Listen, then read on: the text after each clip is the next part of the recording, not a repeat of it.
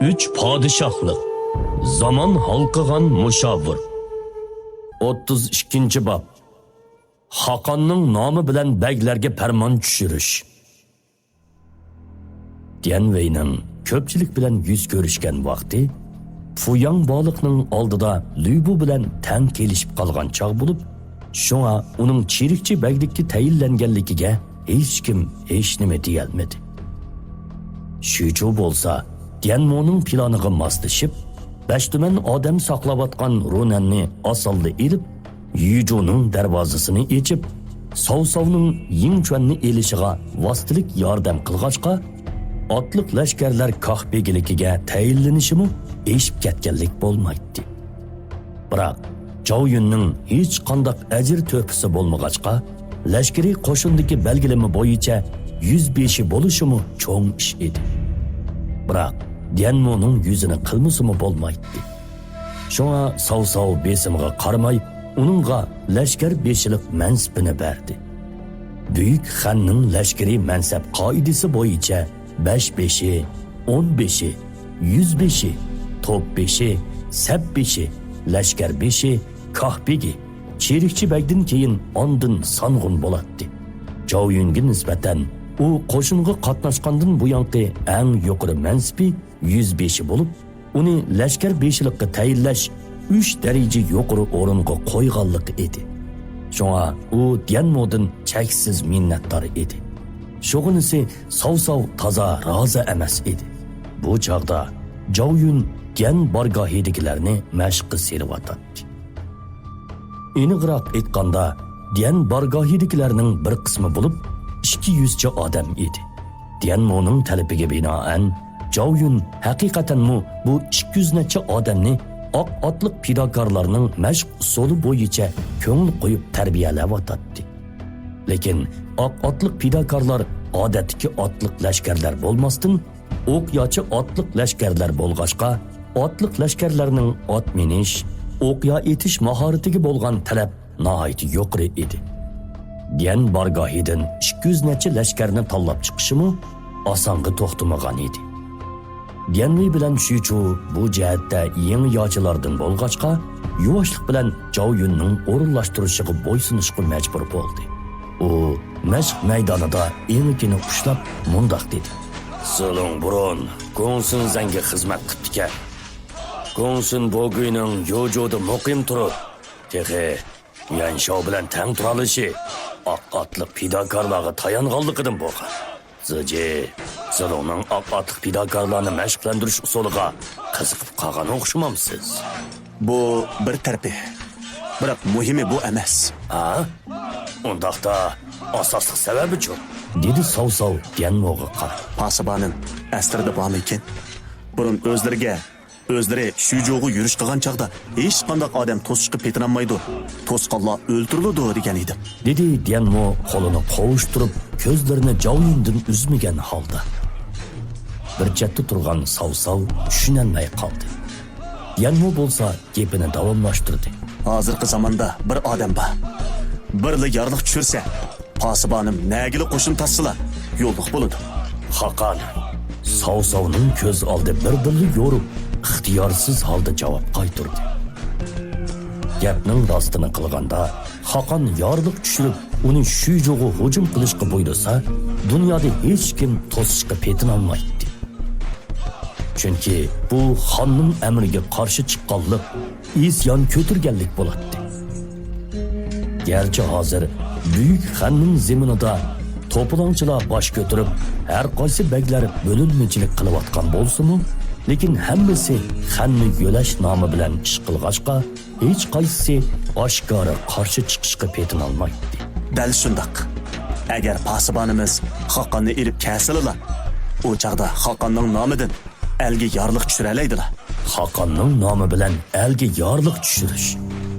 Bu gap bevosita Sovsovning yuragiga tagdida ixtiyorsiz holda mushtini ching tugdi. U o'ttir tuzdanlikda riyozat chekayotgan bu Haqqonning jahondagilarni bir yerga yig'alaydigan bayroq ekanligini aniq biladi. Agar Haqqonni o'z qo'lida ching tutib tursa, o'zi yiroqdagilar bilan do'stlashib yaqindagilarga zarba berib, janub shimol hamma yerda hech qanday cheklamaga uchramaydi. Nemini degan bilan Genzijida jahondagi barliq baglar o'zlarining do'ppamdak yeri uchun to'xtamay urush qilayotgan paytda uning nazari jahondagilar unutib ketgan Xoqonga tushgan edi. Bundaq umumiylik qarashiga sav-sav qoyil bo'lmay turolmadi.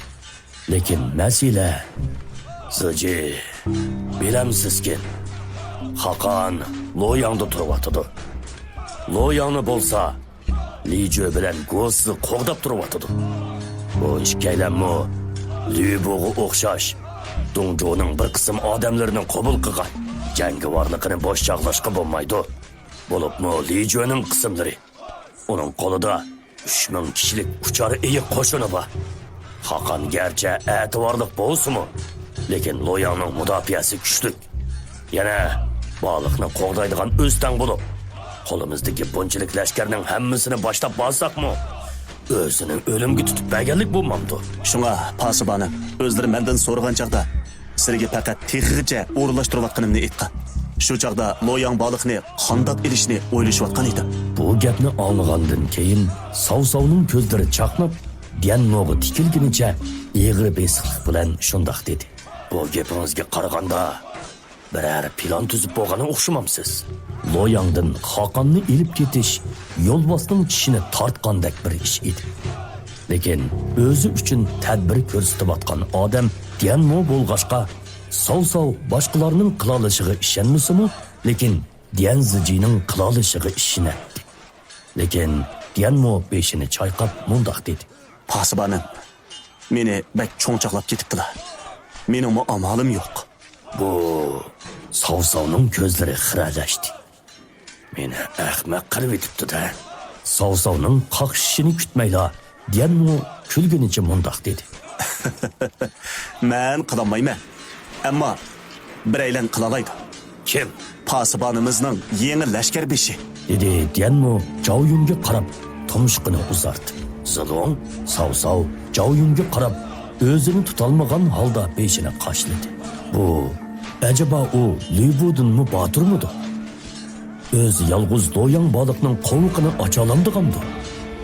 Dianmoning texi to'liq demaganligini bilgan bo'lsa-mu, lekin Savsovmu o'zini bilib ichkirlab so'ramay, aksicha hayajonlanib ketdi. Zici, Zilong har qancha botir bo'lsa-mu, Zishing Jungkanglardan kuchli emasdek ko'ringandi-ku. Loyang degan har xil odamlar to'plashgan yer. Baliqda Lijo bilan Go'sining Nachtuman Osiy qo'shini bor. Shahar sirtida Baypo qaroqchilari Xishidi o'llabaqu. Dal shundoq bo'lg'ashqa, men Zilongning yordamiga muhtoj. Bo'lmasa allburun Loyangga qo'l sep bo'lgan bo'lardim. Savsov Dianmoning mushundoq ishonch bilan to'lgan holatini ko'rishga amroq edi. Har qitim mushundoq chog'da uning cho'ng harakat qilmoqchi ekanligidan derak berdi. Undaqda siz qachon qo'l solmoqchi? Tayyorlik asosan bitib qoldi. Ya'ni yarim oy ketdi. Eng ko'p bo'lganda yana yarim oydan keyin ish boshlasak bo'ladi. Dedi Dianmo taxminan hisoblab ko'r. Bo'ladi demasa, xabaringizni kutaman. Dianmoning so'zlari odamning qinini urg'itadi. Savsov kelgusi manziralari kichiga g'arq bo'lgan edi. Ikkaylan jahonning ishlarini so'zlashayotganda Savrin yugurib kirib keldi. Pasibanim, mushavir. Me jamoatning arvalari baliq kirib bo'ldi. Savsov bilan Dianmo bir-biriga qarashib kulib qo'yishdi. Nima degan tez kelgan ha? Kelgini Mijo mikan yoki Mifang mikan? Me oilasining ikkinchi xo'jayini Mifankan. Savsov beshini langshitdi. Kelginining Mijo bo'lmasligi sal afsuslanarlik ish bo'lsa-mu, biroq Dianmo ozroqmi umidsizlanmagandek qiladi. Shunga Savsov uning burilib paras qilib bo'lganligini bildi. Zici, haqiqatan karomatingiz bor ekan.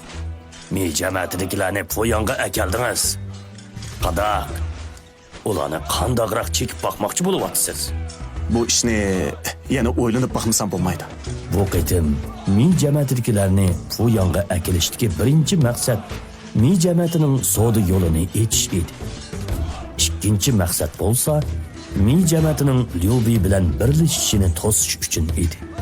Birinchi maqsadning bu ishi oson. Lekin bu ikkinchi maqsadni qandoq ishga oshirishni Genmo o'ylash bo'lolmagan edi. Xuddi Sav aytgandek, Mi jamiyatidagilar savdogar oilasi bo'lib, qandoqli ish qilsa foydani ko'zlaydi. Odatdagi vositalar ancha korga kelmasligi mumkin edi. Ya'ni kelib, Mi jamiyatidagilar buyuk xandiki katta boy bo'lib, savdosi 13 oymoqqa tarqalgan edi. Ulumu chin edi. Zishao, Mi jamiyatining harbi atratiga ko'z quloq o'rinlashtirib, ularning qaysi saroyga tushadiganligiga qarab tursin. Hergiz ularni qochirib qo'ymaydi. Pasbanim, xotirjam bo'lsizlar. Faqir 4 qo'qtiki sarkarlarni avatgan. Ular baliq kirsla o'zlarining yorliqi bo'lmasa, cho'qim chiqib ketamaydi. Dedi Savrin to'lib toshgan ishach bilan. Yanmoning texichi ifoda bildirmaganligiga qarab, Sav mug'andarlarcha kuldi. Zichi, mening bir yaxshi amalim bor. Pasibanim, ta'lim bagayla. Anglashimcha, Mi jamiyatining xon qizi nayti go'zalmish. Bo'lmasa men o'zim o'tirg'i chiqib elchi bo'lay. Agar siz Mi jamiyatining xon qizini amringizga olsangiz, Mi jamiyatining Lyubiga egib ketishidan ansirmasakmi bo'ladi? Yanmo kulib qo'yib bu gapga parvo qilmadi. Mijanning qandoqligini u texi bilmaydi. Agar sat bo'lib qolsa, o'ziga ziyon emasmi? Yanmoning intiladiğini Jiangnamdagi Da Qiao, Xiao Qiao, Xebidagi Dun Mi Qiao bo'lib, bu uchaylardan boshqalarni ko'zi bilan ko'rmagicha ishonmaydi.